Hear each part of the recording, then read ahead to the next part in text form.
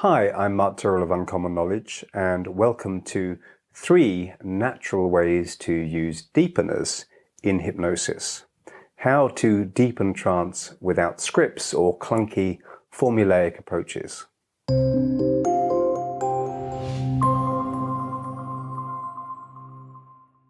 Look deep into nature, and then you will understand everything better. So said Albert Einstein. And we humans are so swamped by metaphors, yep, I just used one there, that we often don't even notice when we use them. Take the word deep, for example. Literally, it means extending far down from the top or a surface, as with a deep well or ocean or wound. But deep, though originally intended to describe a physical reality, is also used metaphorically to denote, for example, financial wealth. Ruth has deep pockets. Or psychological complexity. Rex's emotional issues run deep and therefore will require prolonged and expensive therapy. Or profoundly, man, that episode of Keeping Up with the Kardashians was really deep. Okay, pseudo-profundity. But I'll tell you who also likes to use the deep metaphor. So, who else likes using the metaphor deep? Hypnotherapists, of course. I use metaphor all the time. And whether you realize it or not, so do you. Every word we speak is a representation of some parallel reality, not the thing itself. Every word is a metaphor. And our use of the word deep to refer to hypnotic depth is the perfect example. So what do hypnotherapists mean by a deep trance, or indeed hypnotic deepeners? We use the word deep to describe a state with a greater degree of perceptual abstraction and light for a lesser degree of disassociation. Though if we wanted to use a proper counterpoint, we should probably use the word shallow. So recently, during a teleconference question and answer session, someone asked me, I'm a newly qualified hypnotherapist, and during our training and in my reading, there's lots of emphasis on inductions and deepening and so forth, which you don't seem to bother with in any formal style, which I like. Any comment on this for me, please? Thanks. And here's what I replied, and I'm sorry about the Hitler reference, but as we who use hypnosis know, dramatic examples can focus the attention more energetically. So my thoughts on hypnotic deepeners and how I answered this person. So I said, hi, and thanks for your question. And well, I could say I don't use formal hypnotic deepeners for the same reason that Adolf Hitler didn't when he hypnotized the masses during the Nuremberg rallies. He didn't need to use formal hypnotic deepeners because he knew how to do it naturalistically. Okay. Hypnosis can be used for ill as well as good, of course. So children experience hypnotic deepening during a mesmeric story, even though the person reading it probably has no such intentions. The deepening happens as a consequence of the story and the way that it is told. I don't tend to use too much psychobabble with my clients either, unless they talk like that themselves. And my talking like that will actually build better rapport with them if they tend to talk like that. But if they don't, I steer clear of psychobabble.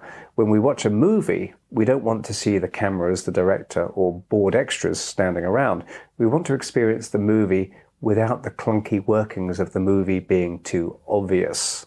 Okay, clunky convincers or obvious deepening techniques can mess with the immediacy of the hypnotic experience, or the story of the situation, if you like. I don't want to be too clunky with clients. I want them to feel as if we're simply having a conversation, part of which may have involved them relaxing deeper than ever before, or even switching off sensation to control pain. But it's still just a naturalistic conversation.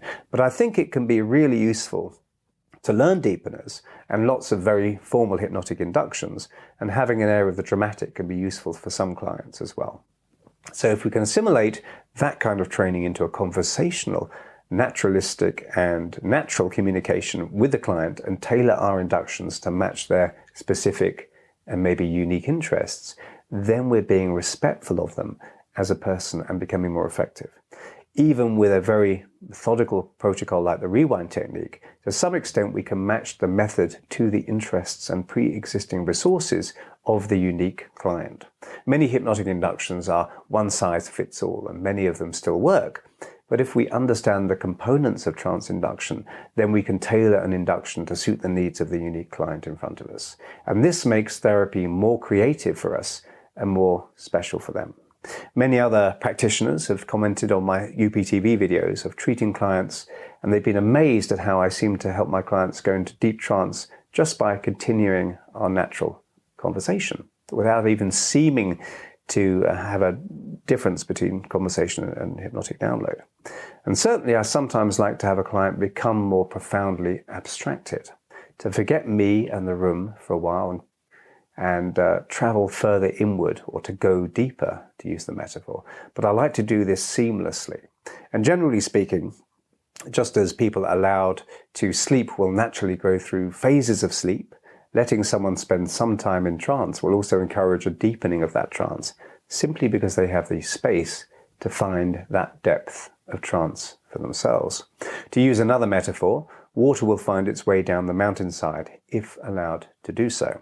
Likewise, taking someone in and out of mini trance many times simply by using conversational hypnosis means that when they do go into hypnosis proper, they tend to go deeper, just as frustrating someone's desire to go into deep sleep increases their desire and need to sleep when they're finally allowed to slumber. We call this frustrating the response, and it's a technique in itself. But more specifically, here are 3 ways we can help our clients go deeper into trance naturalistically. So, deepener 1. Ask them to, hypnotically. Or better still, imply through presuppositional language that they will go deeper into trance inevitably. In a few moments, as you go deeper into hypnotic trance, you can notice what pleasant images and ideas come to mind. So the suggestion to go deeper is taken as read, whilst you've having them focus on the benefits of doing so. We haven't directly asked them to go deeper or said they're going to, but the message is there and presumed in the way that we've implied it. As we know, many client problems are or feel to the client as if they're catch-22 or double-bind situations. Damned if you do, damned if you don't. Of course, this attitude is not at all helpful in any way, but we can use it as a basis to instead pose a blessed if you do, blessed if you don't situation. That is, along with the usual hypnotic presuppositions, we can use that other staple of hypnotic communication, illusory choice. Okay. So you give the client a choice, but both responses lead to the same therapeutic outcome. So it's an illusory choice. In 5 or 10 seconds or so, you can just notice how you can relax deeper into trance, or maybe just become fully immersed in your calm and tranquil inner experience as you relax deeper to each word, or to the space between each word. So what kind of a real choice is that? Relax deeper into trance or become more fully immersed in your calm and tranquil inner experience? It's the same thing, really. But of course it's the same thing, but the client has a sense of having been given a choice. And the conscious mind rarely dissects communication enough to pick up that kind of subtlety. So it feels as if the choice is there. And of course, relax deeper into trance is a direct suggestion to go deeper, embedded within a permissive framework. So we can have direct suggestions embedded within permissive frameworks. These 4 words can be distinguished by saying them slightly slower or deeper, and the unconscious mind gets the message. But we can go even further with some clients. So deepener 2, make going deeper contingent upon physical phenomena. So rather than employing obvious deepening techniques, we can link the suggestion of going deeper into hypnosis to an inevitable or already present phenomenon. For example, in a few moments, as you breathe out, notice how much deeper into lovely hypnotic trance you can go. So we simply there just linked something we want to have them experience, going deeper into hypnosis, with something that will definitely happen, them breathing out. We've linked the 2 together. As you breathe out, notice how you go deeper. If someone is a talented hypnotic subject, we might even link a suggestion for going deeper with some hypnotic phenomenon that is already happening. For example, you can see this on UPTV sometimes. If your client is experiencing hypnotic arm levitation, you can use this phenomenon to help them go deeper. As that arm continues to lift higher all by itself, you can really enjoy going deeper and deeper into hypnotic trance. If and when the arm begins to drift down, we might say, and I really don't want you to go twice as deeply into trance until that hand drifts all the way back down again. So we're linking it to something that's already happening. Here the pressure is totally off the client. You've told them you really don't want them to go deeper into trance. That is until something happens that was always going to happen anyway. Okay. But there's one more deepening technique I want to share with you. An ancient technique that is absorbing and fun to use, yet often overlooked.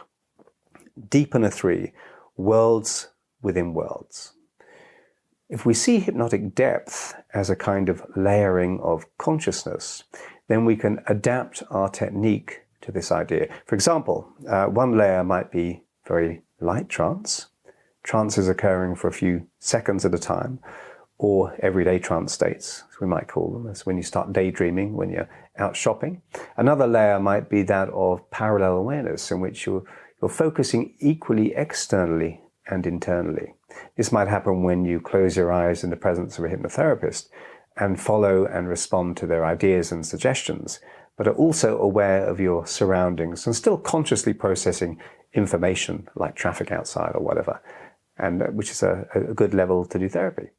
A deeper level or layer might be the somnambulistic trance state, in which focus is almost exclusively directed inwards and external reality is temporarily, almost entirely forgotten. Some people experience this during hypnosis, and we all experience this level of inner absorption when we dream at night.